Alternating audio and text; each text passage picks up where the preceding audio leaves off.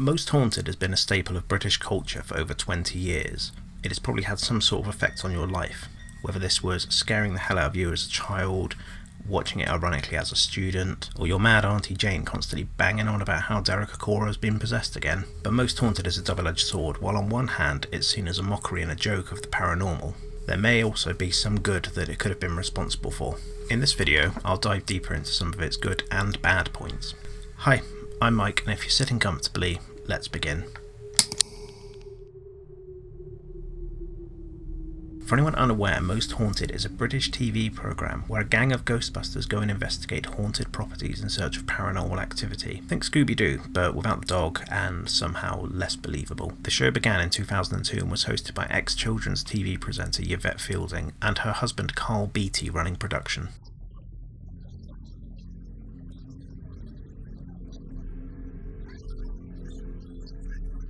Yvette and Carl were joined by various other crew members, which occasionally included a psychic medium, the most notable recurring cast members being Kieran O'Keefe, a parapsychologist who actually questioned a lot of the activity that was captured, and medium Derek Acora, who we'll talk about later on in this video.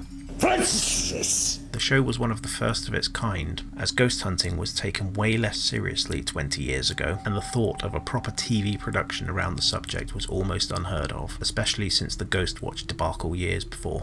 Most Haunted really struck a chord with British audiences and was a massive success. To this day, you could ask a random person in the street their opinion on Most Haunted and not be met with a blank stare. You may, however, be greeted by an eye roll and a sigh. I personally never really watched Most Haunted, aside from a live episode here or there, because I wasn't really invested in the paranormal back then. This feeling was apparently one that was shared by UK TV regulator Ofcom, who, following a number of complaints, ruled that the show was for entertainment purposes only and, in their words, should not be taken seriously.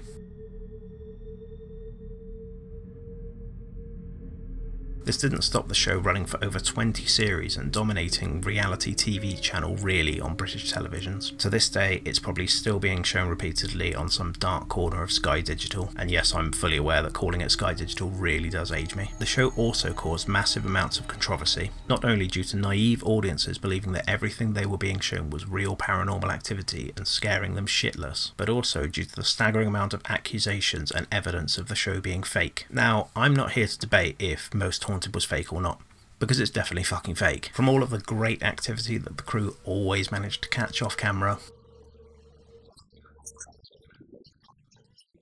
to them deliberately faking activity like the infamous 30 East Drive episode, where a knife randomly appeared stuck between two cushions on a sofa.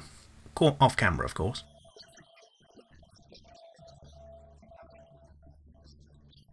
To Carl Beattie, who, despite knowing how to run production on a national TV programme, can't quite work out how to hide the rope that pulled him up the stairs, which led to a classic piece of comedy that could rival the greats.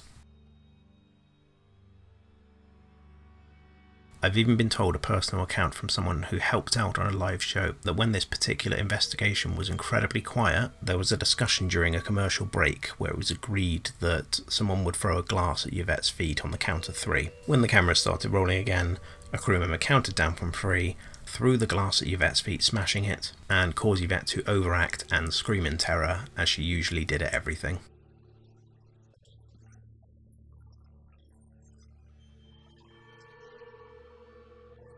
To add to this, the infamous Derek Acora Mary loves Dick moment, Mary loves Dick, Mary loves Dick, is one that often gets bandied around by paranormal investigators whenever the word medium is mentioned or whenever someone wants to do a stereotypical impression of a medium. Derek was eventually kicked off the show after false information was planted on a website by another crew member. Now, this crew member knew that Derek checked this source for information around haunted properties. During the investigation, Derek claimed to start contacting the spirits that were in this planted evidence, which were rather brilliantly anagrams of Derek Lies and Derek Faker. The Most Haunted team distanced themselves from Derek Acora and claimed that they didn't realise there was any fraud going on, but there is evidence to suggest that this is another lie.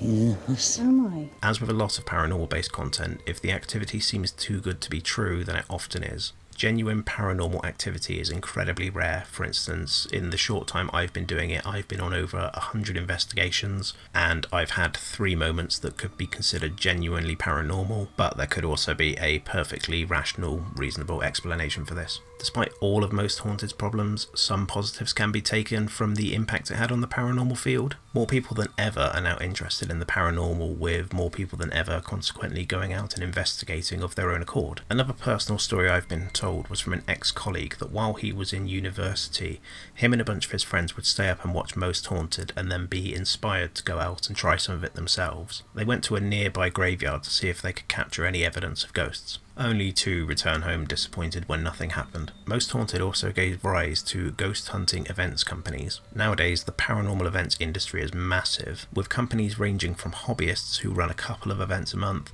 to some much larger companies that are running 200 plus events a year and are viable businesses. In my opinion, a lot of this success can be directly linked to the influence of Most Haunted, which is reinforced by the fact that Most Haunted actually ran their own events for a time, where you were able to meet the crew, do an investigation with them, and presumably have them try and convince you that what you're experiencing was actually paranormal.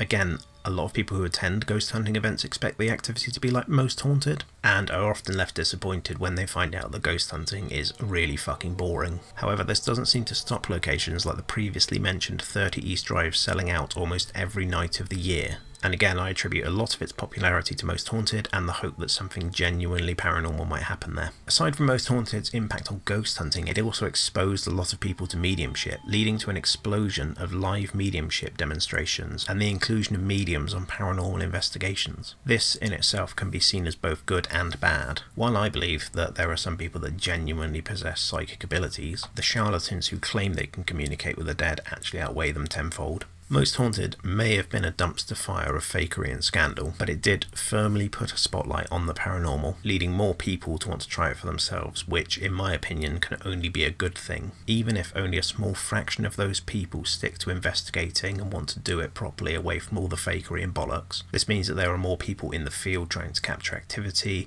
which means we stand more of a chance to capture more activity with more people doing it. Not to mention, more people means more fresh ideas and exploration, where the field is so theoretical and paranormal that can only be a good thing. Public perception of the paranormal is actually also changing recently. Almost everyone now realises that Most Haunted was fake, but this seems to have birthed a more mature and serious look at the paranormal field. BBC shows and podcasts such as Danny Robbins' Uncanny, which features long-time Most Haunted collaborator Kieran O'Keefe, and a recent BBC series called The Girl, the Ghost, the Gravestone, are taking a much more level-headed and investigative look at the paranormal, backing up reports with multiple eyewitness accounts and triangulated evidence. Most Haunted walked and fell flat on its face so this new era of paranormal shows could run. As for Most Haunted, it still exists as a YouTube series, peddling the same outdated tricks and fakery that it has for 20 years, and getting a fraction of the publicity that it once did. Unfortunately, problems with the TV channel really, and the amount of fakery has sealed the show's fate. But that's just my take on Most Haunted and the impact it's had on the modern world of the paranormal.